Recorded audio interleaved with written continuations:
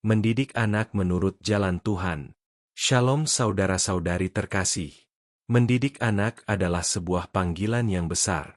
Bukan hanya soal membesarkan mereka hingga dewasa.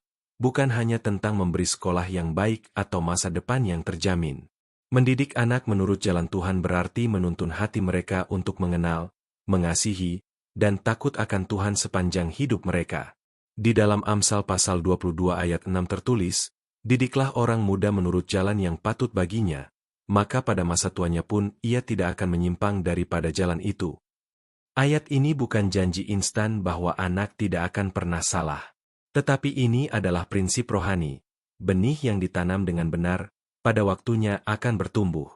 Mendidik menurut jalan Tuhan berarti menjadikan firman sebagai dasar. Bukan emosi. Bukan sekadar tradisi. Bukan tekanan dari lingkungan.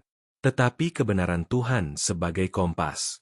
Seringkali orang tua lebih fokus pada prestasi daripada karakter. Lebih bangga pada nilai rapor daripada kejujuran.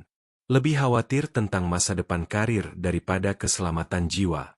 Padahal karakter yang takut akan Tuhan jauh lebih berharga daripada keberhasilan tanpa iman. Dalam Ulangan pasal 6 ayat 6-7, Tuhan memerintahkan agar firman diajarkan berulang-ulang kepada anak-anak, dibicarakan ketika duduk di rumah, dalam perjalanan, ketika berbaring, dan ketika bangun. Artinya, pendidikan rohani bukan hanya tugas gereja, bukan hanya tugas sekolah minggu. Itu adalah tanggung jawab utama orang tua. Anak belajar tentang doa ketika melihat orang tuanya berdoa. Anak belajar tentang pengampunan ketika melihat orang tuanya saling mengampuni. Anak belajar tentang iman ketika melihat orang tuanya tetap percaya di tengah kesulitan. Keteladanan lebih kuat daripada nasihat. Mendidik menurut jalan Tuhan juga berarti disiplin dengan kasih. Bukan keras tanpa pengertian. Bukan juga membiarkan tanpa batas. Disiplin yang benar bertujuan membentuk, bukan melampiaskan emosi. Di dalam Ibrani pasal 12 ayat 11 dikatakan bahwa ganjaran memang tidak menyenangkan pada waktu diberikan, tetapi kemudian menghasilkan buah kebenaran dan damai bagi mereka yang dilatih olehnya. Anak perlu diarahkan, perlu dibimbing, perlu ditegur dengan kasih agar mereka belajar membedakan yang benar dan yang salah. Namun yang tidak kalah penting adalah doa.